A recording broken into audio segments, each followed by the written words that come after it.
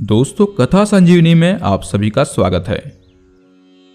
दोस्तों, एक बार की बात है, एक राजा होता है जो अपना राजपाट त्याग कर अमृत पाने के लिए निकल पड़ता है। वह वन में जाकर कठोर तप करने लगता है।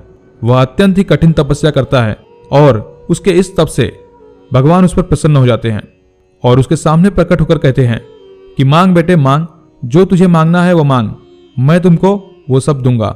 राजा कहता है जो मांगूंगा वह दोगे? तो भगवान कहते हैं अवश्य, जो मांगेगा वह दूंगा। तब राजा इस घड़ी का लाभ उठाकर भगवान के पास से अमृत मांगता है। भगवान कहते हैं अमृत पाने के लिए तो तुझे पश्चिम की ओर जाना होगा और वहां पर जाकर तुझे दूर से एक सरोवर नजर आएगा। उस सरोवर का पानी तू पिएगा और तू अमर हो जाएगा। यह सुनकर राजा भगवान की आज्ञा लेकर उस दिशा की ओर चल देता है और भगवान गायब हो जाते हैं। पश्चिम दिशा की ओर दूर दूर तक चलने पर एक सरोवर नजर आता है। राजा वहां पर ध्यान से देखता है। वहां न वृक्ष है, न पशु है, न प्राणी है और कुछ भी नहीं है। फिर भी राजा कुछ भी सोचे बिना सारे विचार को छोड़कर खुश होकर उस सरोवर की ओर भागता है। सरोवर के किनारे जाकर वह पानी पीने के लिए सरोवर का जल अपने दोनों हाथों में लेता है और जैसे ही वह पानी पीने वाला ही होता है तभी उसके पीछे एक कौवा आता है और चिल्लाता है और चिल्लाकर यह बोलता है यह पानी मत पियो। राजा कहता है क्यों? वह कौवा कहता है तुम्हारी ही तरह मैं भी इस सरोवर में अमृत पीने के लिए और अमर होने के लिए आया था। मैंने इस अमृत को पी लिया। थोड़े दिन तो मैं बहुत खुश था, जो मन में हो वो करता था। मैं कहीं भी घूमता फिरता, सारे दिन मौज करता, खाना पीना सब कुछ मैंने कर लिया। सब समय तो मैं बहुत खुश था, पर जैसे जैसे समय बीतता गया मुझे इन सब से मन भर गया। अब मुझे यह सब नीरस लगने लगा। मुझे अब मरना है।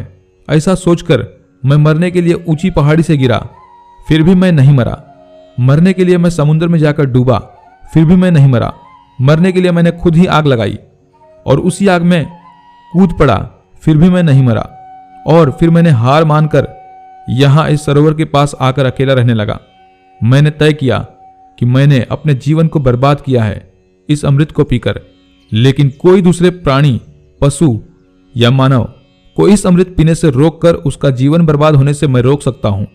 तभी से मैं यहां आकर इस सरोवर के पास रहने लगा हूं और इस सरोवर में पानी पीने के लिए जो भी आता है मैं उसे रोकता हूं। उसे इस सरोवर की, इस अमृत की और मेरी कहानी मैं उनको सुनाता हूं और फिर मैं आखिरी निर्णय उन लोगों के ऊपर छोड़ देता हूं। ऐसा कर मैं अपना फर्ज अदा करता हूं। हे राजा, मैंने तो अपनी बात तुम्हें बता दी है, अब आखिरी निर्णय तुम्हारे पर छोड़ता हूं। तुम्हें अब भी यह पानी पीना है तो तुम पी सकते हो, मैं तुम्हें नहीं रोकूंगा। तो दोस्तों, यहां से कहानी पूर्ण हो जाती है। उम्मीद करते हैं कि आपको यह छोटी सी कहानी बेहद पसंद आई हो। तो दोस्तों, वीडियो को ज्यादा से ज्यादा लाइक और शेयर अवश्य करें और साथ ही कथा संजीवनी इस चैनल को भी सब्सक्राइब कर घंटी के बटन को भी अवश्य दबाएं। तो मिलते हैं किसी बेहतरीन कहानी के साथ, तब तक के लिए आप सभी का धन्यवाद।